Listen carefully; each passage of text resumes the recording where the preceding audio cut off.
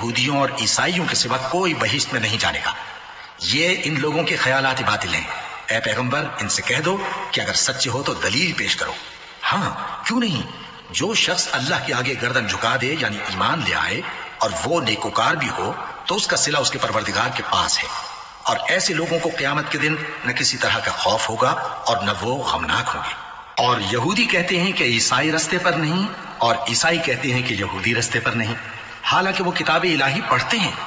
اسی طرح بالکل انہی کسی بات وہ لوگ کہتے ہیں جو کچھ نہیں جانتے یعنی مشرک۔ تو جس بات میں یہ لوگ اختلاف کر رہے ہیں اللہ قیامت کے دن اس کا ان میں فیصلہ کر دے گا۔ اور اس سے بڑھ کر ظالم کون جو اللہ کی مسجدوں میں اللہ کے نام کا ذکر کیے جانے کو منع کرے اور ان کی ویرانی کے لیے کوشش کرے۔ ان لوگوں کو کچھ حق نہیں کہ ان مسجدوں میں داخل ہوں مگر ڈرتے ہوئے۔ ان کے لیے دنیا میں رسوائی ہے اور آخرت میں بڑا عذاب۔ اور مشرق اور مغرب سب اللہ ہی کا ہے، تو جدھر بھی تم رخ کرو ادھر ہی اللہ کی ذات ہے۔ بے شک اللہ صاحب وسعت ہے، باخبر ہے۔ اور یہ لوگ اس بات کے قائل ہیں کہ اللہ اولاد رکھتا ہے۔ نہیں، وہ پاک ہے، بلکہ جو کچھ آسمانوں اور زمین میں ہے سب اسی کا ہے اور سب اس کے فرما بردار ہیں۔ وہی آسمانوں اور زمین کا پیدا کرنے والا ہے، اور جب کوئی کام کرنا چاہتا ہے تو اس کو ارشاد فرما دیتا ہے کہ ہو جا، تو وہ ہو جاتا ہے۔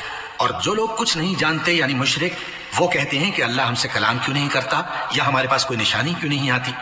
اسی طرح جو لوگ ان سے پہلے تھے وہ بھی انہی کی سی باتیں کیا کرتے تھے۔ ان لوگوں کے دل آپس میں ملتے جلتے ہیں۔ جو لوگ صاحب یقین ہیں ان کے سمجھانے کے لیے ہم نے نشانیاں بیان کر دی ہیں۔